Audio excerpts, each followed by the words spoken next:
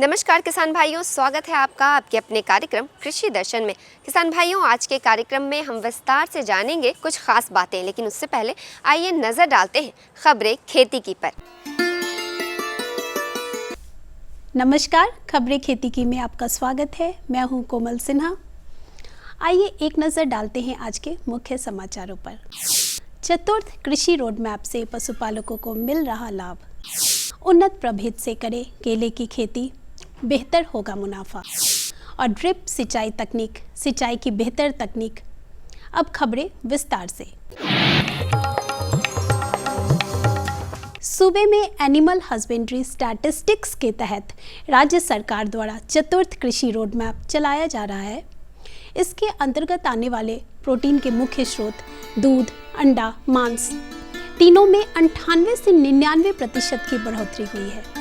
अगर 2023, 24, 25 का आकलन करें तो दूध में 277 ग्राम प्रतिदिन से बढ़कर 285 प्रतिदिन, अंडा 27 से 29 और मांस 3.19 से बढ़कर 3.27 किलो प्रति ग्राम वर्ष हुआ है। पत्रकारों से बातचीत करते हुए मत्स्य संसाधन विभाग के सचिव एन विजयलक्ष्मी ने कहा कि राज्य में चलाए जा रहे इस योजना का लाभ पशुपालकों को मिल रहा है। अभी चतुर्थ कृषि रोड मैप चल रहा है, तो उस हिसाब से देखेंगे हम कहाँ खड़े उतरते हैं। तो दूध, अंडा, मांस ये तीनों प्रोडक्ट्स में हम लोग करीब 98 to 99% ग्रोथ लाए हैं कृषि रोड मैप के लक्ष्यों के मुताबिक। किसान भाइयों, अगर आपके पास सीमित भूमि है और कम लागत, जल्दी फसल की तकनीक अपनाना चाहते हैं तो मशरूम की खेती कर अच्छी आमदनी पा सकते हैं। इन दिनों के मौसम में आप ऑयस्टर और बटन दोनों ही उगा सकते हैं। ये आपको कम मेहनत में ज़्यादा मुनाफा दे सकते हैं। किसान भाइयों, अगर अपने खेतों में लगे फसलों की बेहतर पैदावार चाहते हैं, पोषक तत्वों का सही उपयोग करना चाहते हैं, साथ ही पानी की बचत भी करना चाहते हैं, तो ड्रिप सिंचाई प्रणाली आपके लिए बेहद लाभकारी हो सकता है। क्योंकि ड्रिप सिंचाई प्रणाली एक आधुनिक स्मार्ट तरीका है जिससे पानी और पोषक तत्वों को सही समय पर सही मात्रा में पौधों की जड़ तक पहुंचाया जा सकता है। इस विधि में पानी पौधों की जड़ों तक बूंद बूंद तक पहुंचाया जाता है, जिससे पानी की बर्बादी कम होती है और फसल की पैदावार और गुणवत्ता भी बढ़ती है। मिनी स्प्रिंकलर से खेतों में पानी की बूंदें ऐसी गिरती है जैसे हल्की बारिश हो रही हो। इससे मिट्टी की नमी लंबे समय तक बनी रहती है और फसल को समान रूप से पानी मिलता है। धान, गेहूं, सब्जियों और बागवानी वाली फसलों के लिए यह तकनीक बेहद कारगर है। इसकी सबसे बड़ी खासियत यह है कि कम दबाव में भी यह आसानी से काम कर लेती है और परंपरागत सिंचाई की तुलना में लगभग 40% तक पानी की बचत करती है। यही नहीं, फसल पर जमी धूल भी साफ होती है और उत्पादन की गुणवत्ता बढ़ जाती है। किसानों के लिए यह तकनीक लागत में सस्ती और लाभ में बड़ी है। सरकार भी मिनी स्प्रिंकलर अपनाने वाले किसानों को अनुदान देती है ताकि वे अधिक उपज और अधिक मुनाफा हासिल कर सके। किसान भाई, अगर उन्नत प्रभेद से किसी भी फसल की खेती की जाए तो अच्छे परिणाम मिलते हैं। अगर आप केले की खेती करने जा रहे हैं और आप चाहते हैं कि उत्पादन और बाजार में अच्छी आमदनी मिले, तो आप केले की सबसे उत्तम प्रभेद G9 लगाएं, क्योंकि इसमें पनामा बेल्ट नहीं लगता, साथ ही बढ़वार भी अच्छी होती है। G9 प्रभेद के केले की खास बात यह है कि यह लंबे समय तक खराब नहीं होता है। यह प्रभेद मध्यम स्तर के आंधी तूफान को सहन करने की क्षमता रखता है। इसके अलावा केले की G9 किस्म में रोग लगने का खतरा भी काफी कम होता है। इस प्रभेद के पौधे छोटे और मजबूत होते हैं, जिससे इस किस्म में काफी अच्छा उत्पादन प्राप्त किया जा सकता है। यानी इस किस्म में किसान को नुकसान कम और फायदा ज्यादा हो सकता है। इसलिए इस प्रभेद के उत्पादन को बढ़ावा दिया जा रहा है। इसके लिए सब्सिडी दी जा रही है ताकि अधिक से अधिक किसान केले की इस किस्म की खेती करके लाभ कमा सके। मात्र 9 माह में तैयार हो जाने के कारण इसका नाम G9 रखा गया है, जबकि केले की अन्य किस्मों को फल देने के लिए तैयार होने में करीब 14 माह का समय लग जाता है। इस लिहाज से देखा जाए तो G9 प्रभेद किसानों को कम समय में अधिक मुनाफा देने वाला प्रभेद साबित हो रहा है। किसान भाई अगर खेती करना जानते हैं, केले की करना चाहते हैं तो G9 वैरायटी जो मिलती है विभाग के द्वारा वो सबसे अच्छी प्रभेद होती है, जिसमें जो है पनामा बेल्ट नहीं लगता है और बहुत अच्छी ही फसल इसकी होती है। जो भी अभी आपके यहाँ लगा हुआ वैरायटी है, यहाँ G9 की ही वैरायटी लगी हुई है। वैसे आपके मालभोग और चिनिया का भी टिश्यू मिलता है, वैसे G9 वैरायटी बहुत अच्छी है सर। खेती किसानी आमतौर पर कम पढ़े लिखे लोगों का काम माना जाता था। जैसे जैसे समय बदलता गया, लोगों की सोच और समझ भी बदलती गई और अब कृषि के क्षेत्र में ग्रामीण क्षेत्र के किसान प्रगतिशीलता का परिचय दे रहे हैं। सफलता की आज की कड़ी में ऐसे ही एक किसान की कहानी जानेंगे। हमारे साथ जुड़ रहे हैं ग्राम बैरिया, जिला पटना के सफल और प्रगतिशील किसान राम प्रवेश मेहता। ये 5 बीघा में प्याज की खेती कर लागत मूल्य से 2 गुना मुनाफा कमा रहे हैं। इनका कहना है कि मौसम अनुकूल रहे तो इससे भी अधिक मुनाफा कमा सकते हैं। आइए सुनते हैं। और 5 बीघा की खेती किए हुए जिसमें 8/40 यानी करीब 4 लाख रुपया पूंजी लगता है हम लोग को। फसलों की उत्पादकता बढ़ानी है, समय और मजदूरों की कमी हो तो किसानों के लिए कृषि उपकरण महत्वपूर्ण हो जाता है। ऐसा ही एक उपयोगी यंत्र है वैक्यूम सीड प्लांटर। यह एक आधुनिक कृषि यंत्र है जो हवा के दबाव की मदद से फसलों के एक बीज को सही दूरी और गहराई पर बोती है। इस कृषि यंत्र के द्वारा मक्का, गेहूं, मूंगफली के साथ साथ टमाटर, भिंडी, गोभी के बीज की बुआई आसानी से कर सकते हैं। कृषि यंत्रीकरण योजना के तहत इस मशीन की खरीदारी के लिए सरकार की ओर से सब्सिडी भी दी जाती है। ये हमारा शक्तिमान का वैक्यूम प्रिसीजन प्लांटर है। ये उपकरण फसल की बिजाई के काम में आता है। ऐसे फसल जैसे कि मक्का, सोयाबीन, मूंगफली, इस तरह की बिजाई में, कपास वगैरह की बिजाई के लिए ये काम आता है। ये वैक्यूम की मदद से एक एक बीज चुन चुन के एक निश्चित दूरी पे इसका रोपण कर सकते हैं। आइए एक नज़र डालते हैं मंडी भाव पर। आइए आप चलते हैं पटना के अनाज मंडी में और जानते हैं गेहूं और चावल के ताज़ा भाव। लोकल गेहूं 4,000 रुपये प्रति क्विंटल, शरबती गेहूं 4,500 रुपये प्रति क्विंटल, MP गेहूं 4,300 रुपये प्रति क्विंटल, उसना चावल 7,000 रुपये प्रति क्विंटल, सोनम चावल 7,500 रुपये प्रति क्विंटल, अरवा सुपर बासमती चावल 11,000 रुपये प्रति क्विंटल। और अब चलते चलते एक नज़र मौसम के मिजाज पर। राजधानी पटना और उसके आसपास के इलाकों की बात की जाए तो मौसम का मिजाज अलग अलग दिख रहा। सुबह शाम ठंड और कोहरा और दिन में धूप खिल रही, हालांकि धूप में नमी रह रही है। मौसम विभाग के अनुसार 22 दिसंबर के बाद ठंड बढ़ सकती है। अधिकतम तापमान 25 डिग्री सेल्सियस और न्यूनतम तापमान 14 डिग्री सेल्सियस तक बने रहने की संभावना है। किसान भाइयों, भी आपने देखा खबरी खेती की और जाना कृषि से जुड़ी तमाम नई बातें, सफलता की नई कहानी, मंडी भाव और मौसम के विषय में भी जानकारी हासिल की। इसी के साथ यहाँ पे रुकेंगे एक छोटे से ब्रेक के लिए। हर जोखिम से निकल कर फसल आए, सुरक्षित हो जाए, फसल बीमा से हर किसान अब आत्मनिर्भर हो जाए। अब सूखा पड़े या बाढ़ आ जाए, कोई डर नहीं। अब ओले पड़े या कीट पतंगे फसल खा जाएं, कोई फिक्र नहीं। अब कैसी भी आपदा हमारी फसल पे आ जाए, क्षति होने पर हमारे दावों का उचित भुगतान मिलता है, क्योंकि हमने लिया है प्रधानमंत्री फसल बीमा। बुआई से फसल कटाई तक हर जोखिम का दावा, न्यूनतम प्रीमियम पर अधिकतम भुगतान का वादा। योजना से हर साल जुड़ रहे हैं 5 करोड़ से ज्यादा किसान। अब आपकी है बारी। नजदीकी कृषि कार्यालय, सहकारी समिति, बैंक शाखा, अधिकृत बीमा कंपनी या जन सेवा केंद्र में स्वेच्छा से करा सकते हैं पंजीकरण। फसल बीमा पोर्टल या फसल बीमा ऐप द्वारा भी किया जा सकता है पंजीकरण। नमस्कार दर्शकों, स्वागत है आपका कृषि दर्शन में। मैं हूं प्रीति श्रीवास्तव। दर्शकों, हमारा आज का टॉपिक है बिहार में दलहनी फसलों का उत्पादन और उसका बाजार। इस विषय पे आज आपसे चर्चा करेंगे। हमारे साथ है नेफेड के स्टेट प्रमुख रंजय कुमार जी। इनसे हम चर्चा करेंगे आज दलहनी फसलों के बारे में। रंजय कुमार जी, आपका बहुत बहुत स्वागत है हमारे कार्यक्रम में। रंजय जी, आज हम आपसे जानना चाहेंगे बिहार में दलहनी फसलों के उत्पादन के बारे में और ये जानना चाहेंगे कि कैसे गवर्नमेंट ऑफ इंडिया डिसाइड करती है किसी दलहनी फसल का एमएसपी।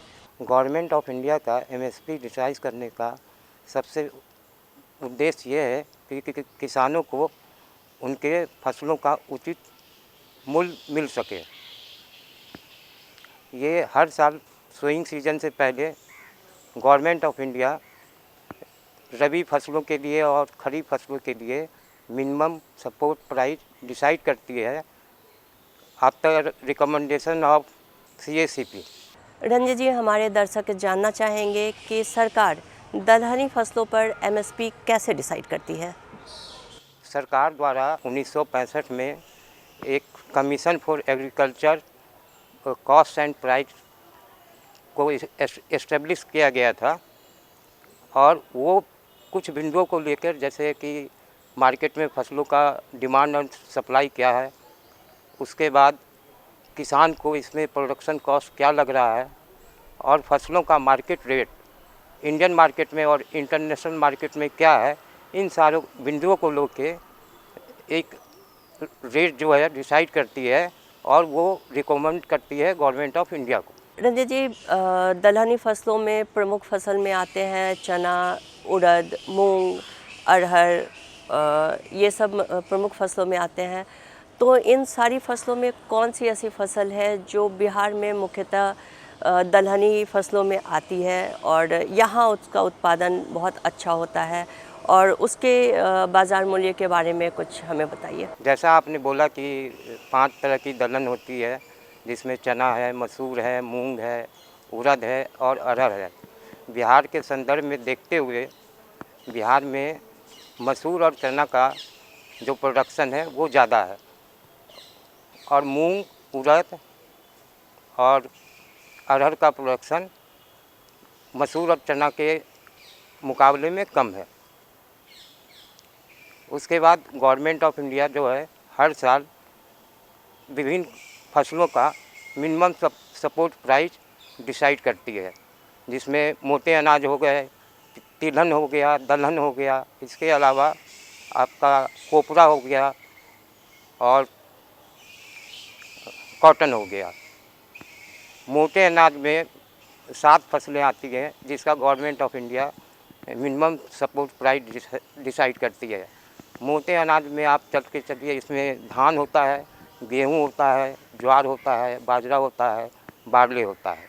आप दलहन में चलेंगे तो दलहन में 5 दालें होती हैं जिसका government of India MSP decide करती है। ये 5 दालें हैं आपका अरहर हो गया, मसूर, उड़द, मूंग एवं चना।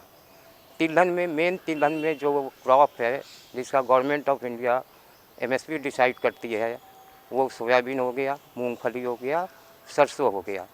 हम बिहार राज्य की बात करें तो यहाँ पे सरसों का भी उत्पादन होता है। रंजन जी, आप हमारे दर्शकों को बताएंगे कि इस साल गवर्नमेंट ऑफ इंडिया ने दलहनी फसलों का क्या एमएसपी रेट डिसाइड किया है।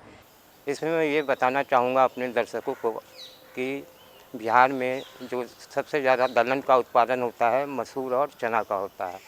उसके बाद तिलहन में सरसों का उत्पादन होता है। गवर्नमेंट ऑफ इंडिया ने इस साल मसूर का जो समर्थन मूल्य रखा है वो 7,000 रुपया रखा है और यही मसूर का समर्थन मूल्य पिछले साल 6,700 रुपया था।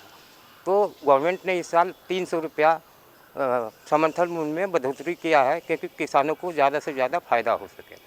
उसी तरह चना में जो पिछले साल समर्थन मूल्य था 5650 रुपया था, उसको बढ़ाकर गवर्नमेंट ने इस साल 5,975 रुपया किया है, जो पिछले साल की अपेक्षा 225 रुपया अधिक है। उसी तरह हम सरसों की बात करते हैं तो सरसों में पिछले साल जो समर्थन मूल्य था 5,950 रुपया था और इस साल जो उन्होंने समर्थन मूल्य रखा है 6,200 रुपया रखा है, जो पिछले साल की अपेक्षा 250 रुपया अधिक है। रंजन जी, हमें थोड़ा नेफेड के बारे में बताइए कि नेफेड किसानों के लिए कैसे काम करता है, किसान नेफेड से किस तरह से लाभ ले सकते हैं, ये हमारे दर्शकों को बताइए थोड़ा। इसके बारे में मैं यही बताना चाहूँगा कि नेफेड जो है गवर्नमेंट ऑफ इंडिया का सेंट्रल नोडल एजेंसी है जो किसानों से प्रोक्योरमेंट करती है। नेफेड का ये रोल होता है कि स्टेट गवर्नमेंट जब अप्रूवल आ जाता है केंद्र से कि बिहार राज्य में प्रोक्योरमेंट करना है, तो जो हमारा स्टेट लेवल एजेंसी होता है उनसे कोऑर्डिनेशन बना के हम सारे डिस्ट्रिक्ट में जहाँ जहाँ पे दलहन होता है, तिलहन होता है, हम वहाँ पे केंद्र खोलते हैं पैक्स के थ्रू, एफपीओ के थ्रू, और हम लोग फार्मर का ऑनलाइन रजिस्ट्रेशन करते हैं। फार्मर हमारे केंद्र पे आते हैं और जो गवर्नमेंट ऑफ इंडिया का एमएसपी है उस पे वो अपने फसलों को सीधे हमारे केंद्र पे देते हैं, जिनसे उनको बहुत उचित मिल पाता है उनके फसलों का। इसके अलावा हम लोग किसान का रजिस्ट्रेशन भी करते हैं, जिसमें किसान का रजिस्ट्रेशन करते हैं। किसान को इसके लिए अपना आधार, बैंक पासबुक लेके आना पड़ता है, जिससे उनका ऑन द स्पॉट रजिस्ट्रेशन होता है और हम लोग किसान का प्रोड्यूस ले लेते हैं। तो किसानों का भुगतान हम लोग 72 घंटे के अंदर सीधे उनके बैंक खातों में कर दिया जाता है। रंजन जी, आप बिहार के किसानों के लिए कुछ सुझाव देना चाहते हैं कि उन्हें आगे कुछ ऐसा क्या करना चाहिए कि वो अपनी फसलों का मूल्य अच्छे से अच्छा ले सके?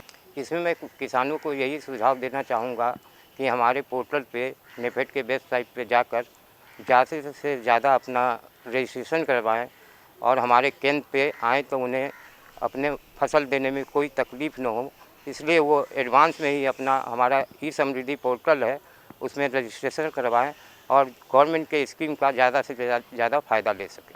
रंजन जी, उम्मीद है कि हमारे किसान आपकी दी हुई इन जानकारियों का अच्छे से अच्छा, बेहतर से बेहतर फ़ायदा उठाएंगे। आप हमारे कार्यक्रम में आए, इसके लिए आपका बहुत बहुत धन्यवाद। आपका भी धन्यवाद।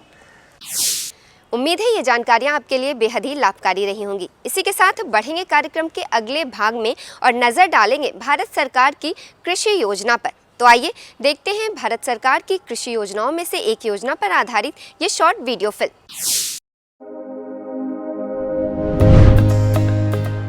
हमारे यशस्वी प्रधानमंत्री श्री नरेंद्र मोदी जी के दूरदर्शी नेतृत्व में प्राकृतिक खेती को जन आंदोलन बनाना है।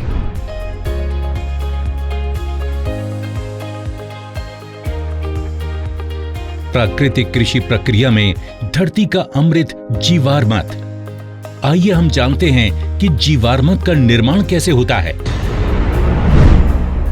जीवामृत निर्माण के लिए जरूरी सामग्री: 10 किलोग्राम देसी गाय का गोबर, 8 से 10 लीटर देसी गाय का मूत्र, 1.5 से 2 किलोग्राम गुड़, 1.5 से 2 किलोग्राम बेसन, 180 लीटर पानी और मुट्ठी भर पेड़ के नीचे की मिट्टी। आसानी से उपलब्ध इन सामग्रियों से जीवामृत बनाने की विधि भी इतनी सरल है कि कोई भी किसान इसे अपने आप बना सकता है। इन सामग्रियों में से गुड़, बेसन एवं गोबर को पानी या तो गौमूत्र का उपयोग करके लिक्विड जैसा बना सकते हैं। अब इन सामग्रियों को एक ड्रम में डालकर उसे लकड़ी के एक डंडे से घोलना है। ठीक से घोलने के बाद जीवामृत बनने के लिए 2 से 3 दिन तक छाया में रख देना है। प्रतिदिन सुबह और शाम घड़ी की सुई की दिशा में लकड़ी के डंडे से 2 मिनट तक इसे घोलना है और जीवामृत को बोरे से ढक देना है। ये जीवामृत जब सिंचाई के साथ खेत में डाला जाता है तो भूमि में जीवाणुओं की संख्या अविश्वसनीय रूप से बढ़ जाती है और भूमि के रासायनिक व जैविक गुणों में वृद्धि होती है।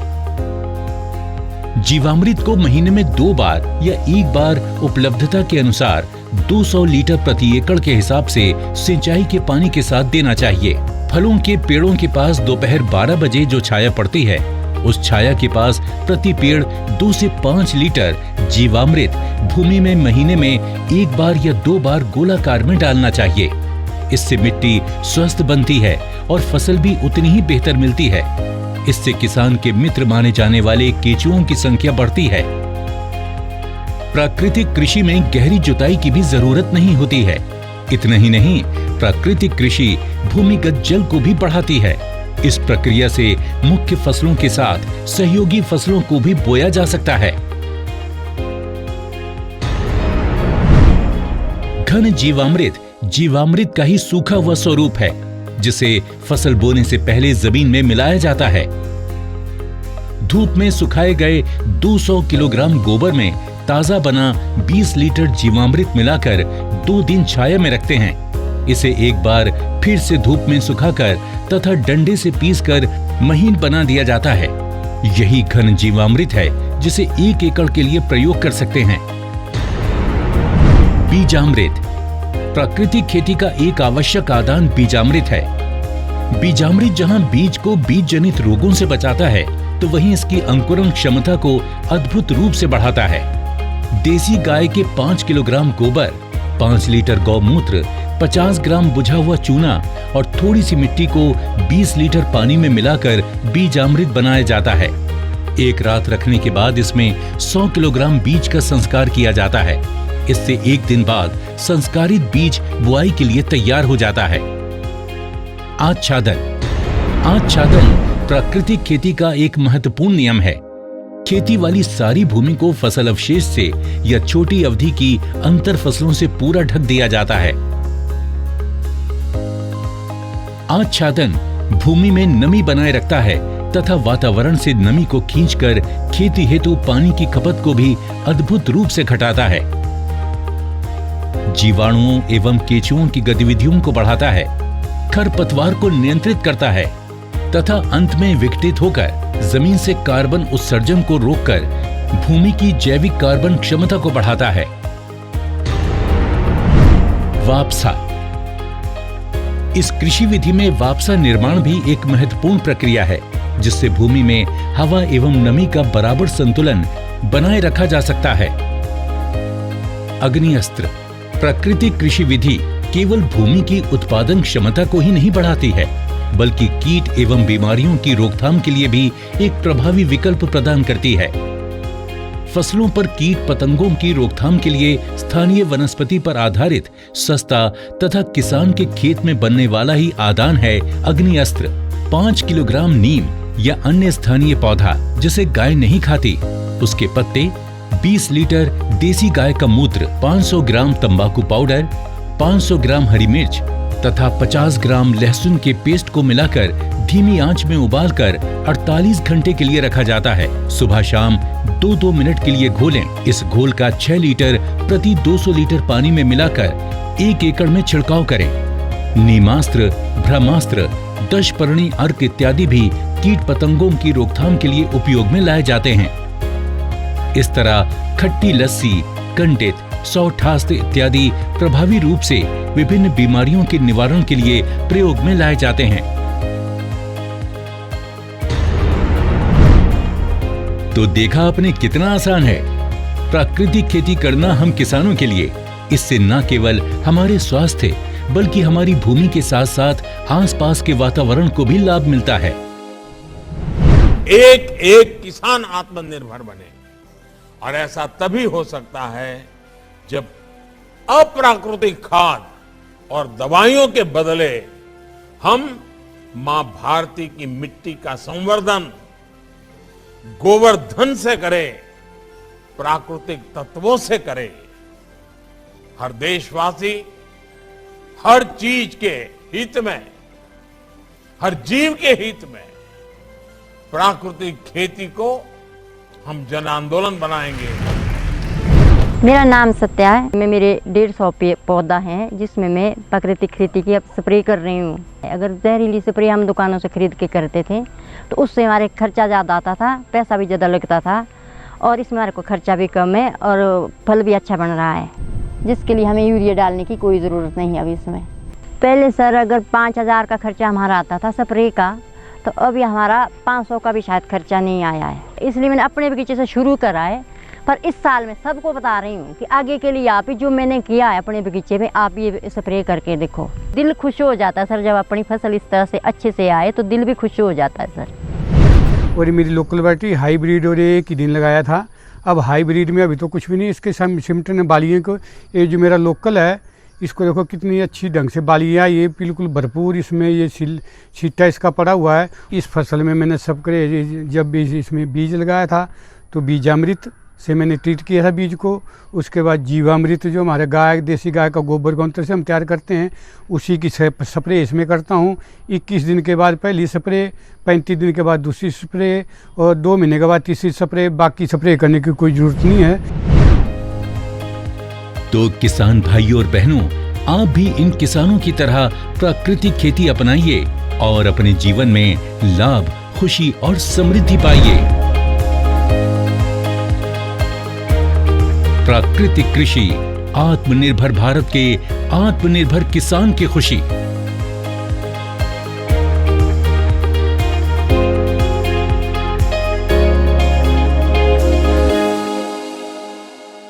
किसान भाइयों, आज के कार्यक्रम में आपने कृषि से जुड़ी बेहद ही विस्तृत और विभिन्न जानकारियां हासिल की। उम्मीद है ये जानकारियां आपके लिए लाभकारी रही होंगी। तो आज के लिए बस इतना ही, लेकिन इस वादे के साथ आपसे लेंगे विदा कि कार्यक्रम के अगले भाग में खेतीबाड़ी से जुड़ी ऐसी ही और नई जानकारियों के साथ हम फिर से हाजिर होंगे। तब तक के लिए मुझे और हमारी कृषि दर्शन की पूरी टीम को दीजिए इजाज़त। नमस्कार। हमारा पता है कृषि दर्शन, कमरा नंबर 203, द्वारा केंद्र निदेशक, दूरदर्शन केंद्र पटना, फ्रेजर रोड, पटना। आप हमसे ईमेल के माध्यम से भी संपर्क कर सकते हैं। हमारा ईमेल है directorddkpatna@gmail.com या kddkpatna@gmail.com।